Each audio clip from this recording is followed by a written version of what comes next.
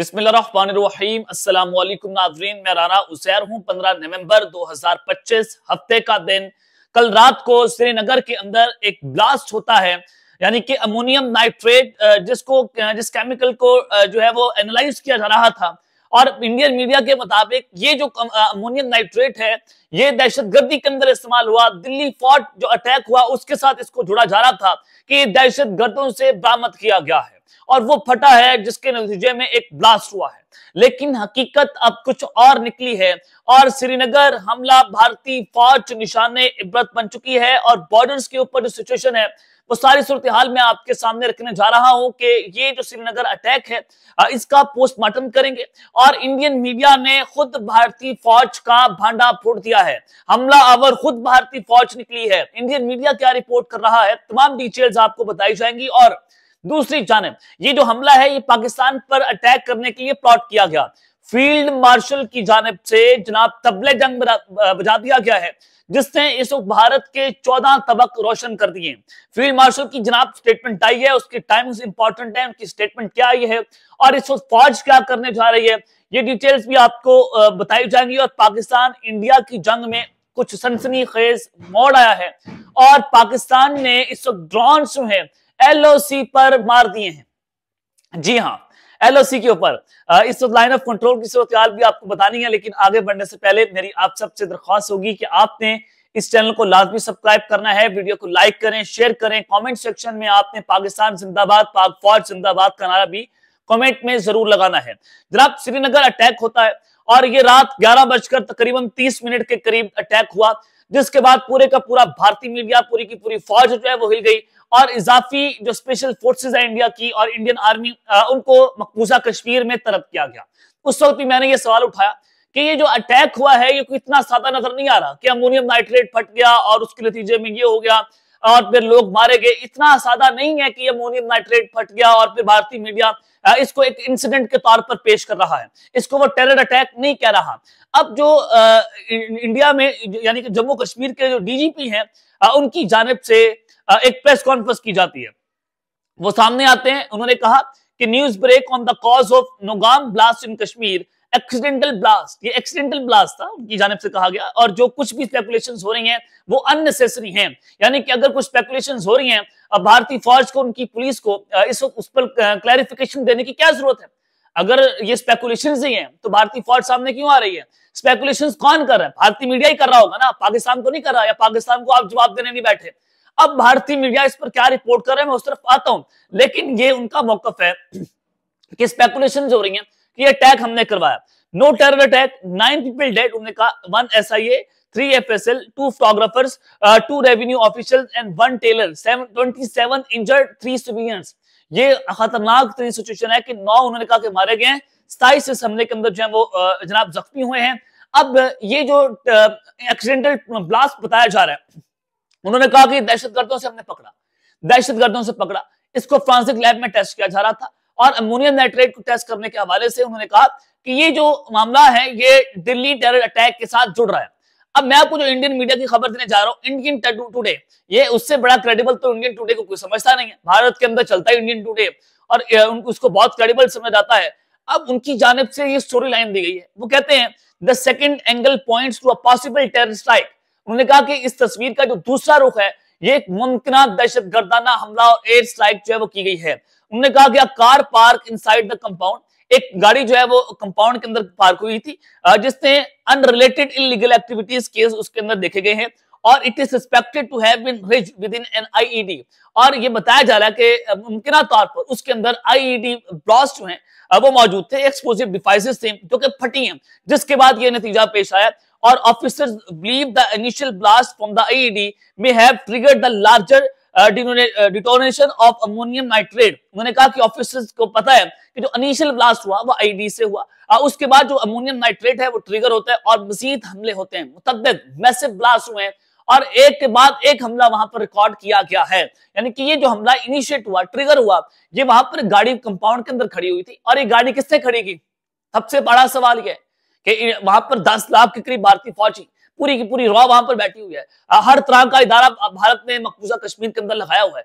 फिर उसमें हमला आवर कौन निकला है कि जब वो टेस्ट हो रहा था केमिकल जो है वो वहां पर एनालाइज किया जा रहा था, इसको देखा जा रहा था कि इसमें क्या कुछ है, अमोनियम नाइट्रेट। तो ये आप अंदाजा करें कि भारत की जानिब से अब हम ये कंफर्म हो गया है कि उन्होंने फॉल्स फ्लैग ऑपरेशन किया है। मोदी सरकार की जानिब से ये पूरे का पूरा हमला जो है वो प्लॉट किया गया और अपने लोगों को मारकर ये लोग जो है पाकिस्तान पर एक बहुत खतरनाक तरीन स्ट्राइक की तैयारी कर रहे हैं, इसमें कोई शक अब बाकी नहीं रहा।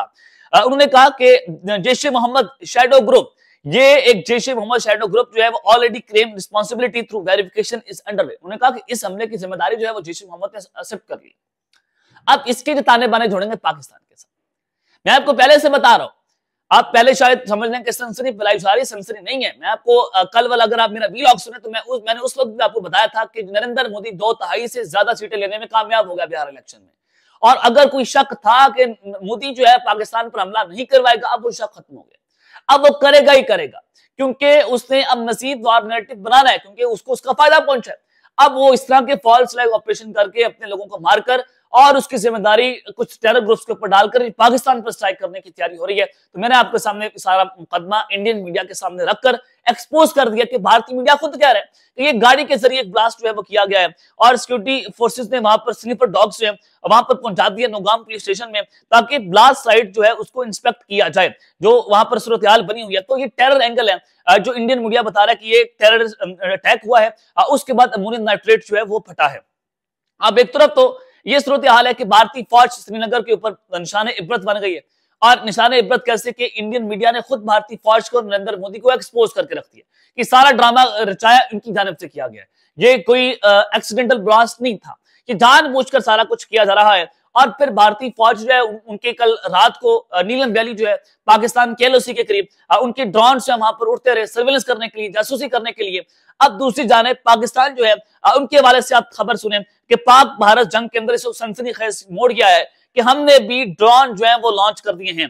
खबर बड़ी अहम है, the drone storm, Pakistan army is conducting field test of FPV drones along the eastern border. India के बॉर्डर के करीब पाकिस्तान की आर्मी जो है वो FPV खेतों के अंदर जो FPV ड्रोन्स हैं उनको टेस्ट कर रही है। सबसे बड़ा सवाल है कि इंडिया के बॉर्डर के ऊपर FPV ड्रोन्स जो है वो टेस्ट क्यों किए जा रहे हैं।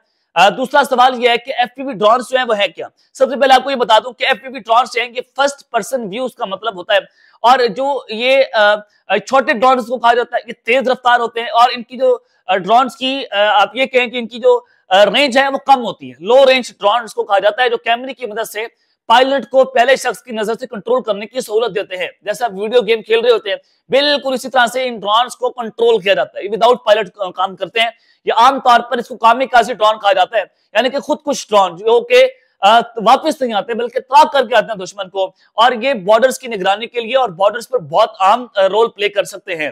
निगरानी ही अदरुस्त हदफ बनाने के लिए इन ड्रोन्स को खुदकुश हमलों के लिए इस्तेमाल किया जाता है। इनकी रेंज तकरीबन 5 से 10 किलोमीटर तक हो सकती है, और ये यूक्रेन रूस जंग के अंदर बहुत कारामद साबित हुए, यानी कि पाकिस्तान भी रूस की तर्ज पर जो यूक्रेन में अटैक हुए, बिल्कुल इसी तरह से इंडिया के अंदर पाकिस्तान हमले करने के लिए सब मुकम्मल सलाहियत हासिल कर रहा है।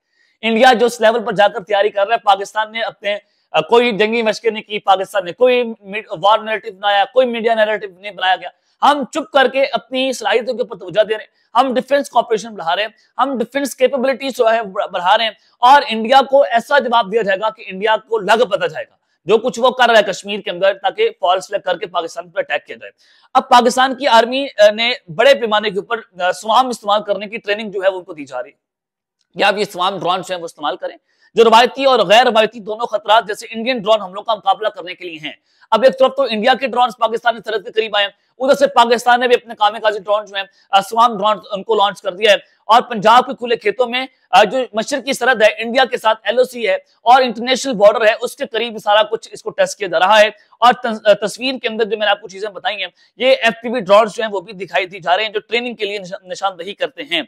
ये बड़े पैमाने की जंगी मशकें हैं जिनमें ग्राउंड ट्रूप्स जमीनी फौज के साथ FPV ड्रोन, तमाम ड्रोन हैं बड़ी तादाद में उनको भी इंटीग्रेट किया जा रहा है ताकि तेज रफ्तार टेक्नोलॉजी पर मबनी ऑपरेशंस को मजबूत किया जाए और ड्रोन हमलों का फौरी तौर पर जवाब दिया जाए, निगरानी के लिए, सर्वेलेंस के लिए, जासूसी के लिए और दुरुस्त हमलों के लिए इसको इस्तेमाल किया जाए। तो पाकिस्तान जो है वो इस लेवल पर जाकर अपनी जो है वो कोशिशें कर रही है और मजीद भारत जो है वो आगे बढ़ रहा है। भारतीय फौज निशाने इबरत बनी है और चूंकि वो जो दिल्ली आज श्रीनगर अटैक हुआ कल, उसको दिल्ली अटैक से जोड़ा जा रहा है। अब मजीद 3 डॉक्टर जो हैं उनको जनाब गिरफ्तार किया गया और डॉक्टर उमर के घर को पहले ड्रोन से IED से मारा गया, पुलवामा के अंदर उसको तबाह किया गया। अब 3 डॉक्टर वो कह रहे हैं कि हमने दोबारा गिरफ्तार कर लिए हैं, अल फलाह यूनिवर्सिटी से उनका ताल्लुक है और उनको भी कस्टडी के अंदर ले लिया है। सोर्सेज बता रहे हैं कि 22 डॉक्टर्स जो हैं वो अभी भी अंडर स्क्रूटनी है और अल फलाह यूनिवर्सिटी को ये पाकिस्तान के साथ, मैं आपको बार बार बता रहा हूं, इसमें कुछ शक नहीं है कि ये नहीं जोड़ेंगे, करेंगे, सारा कुछ करेंगे।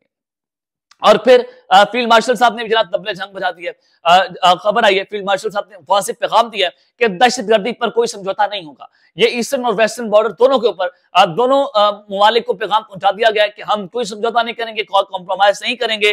उन्होंने कहा तो ठीक है, हमारी हुकूमत से नाराजगी हो सकती है, केपी की गवर्नमेंट की बात की, लेकिन हम केपी की गवर्नमेंट के खिलाफ एक लफ्ज भी नहीं सुनेंगे। ये नहीं हो सकता कि वो दहशतगर्द मारे हमारे गवर्नमेंट के लोगों को, हम उनका भी जवाब देंगे। हुकूमत के खिलाफ कोई असला उठाएगा तो एक पूरी मुहिम चलाएंगे, हम उनकी तबाही फेरेंगे। ये फील्ड मार्शल साहब ने बड़ा वाज़ेह कैटेगोरिकली पैगाम दे दिया है। नाउ इनफ इज इनफ, कोई असला उठाएगा, कोई दहशतगर्दी करेगा, हम तबाही फेरेंगे, और चाहे वो ईस्टर्न बॉर्डर से हो, चाहे वो वेस्टर्न बॉर्डर से हो। तो इस सारी सूरत हाल में ये एक पैगाम आना ये बता रहा है कि फौज इस वक्त तपी हुई है। हो सकता है कि आज एक अहम तरीन इजलास बुलाया गया राय के मुताबिक, जिसमें GOCs जो है उनको भी तलब किया गया, और ये उस वक्त तलब किया जाता है जब वॉर लाइक सिचुएशन बनी हो, या सरहद के पास जो है वो कुछ खतरनाक सिचुएशन बनाई गई हो, या दुश्मन का मुमकिन हमला हो, या दुश्मन ये प्लान कर रहा हो, तो GOCs को बुलाया जाता है, मेजर जनरल्स को। तो उस हवाले से खबरें अहम है। अब तक के लिए अपना ख्याल रखिएगा और अपने नाज़रीन रखने। अल्लाह ने के बाद पाकिस्तान जिंदाबाद।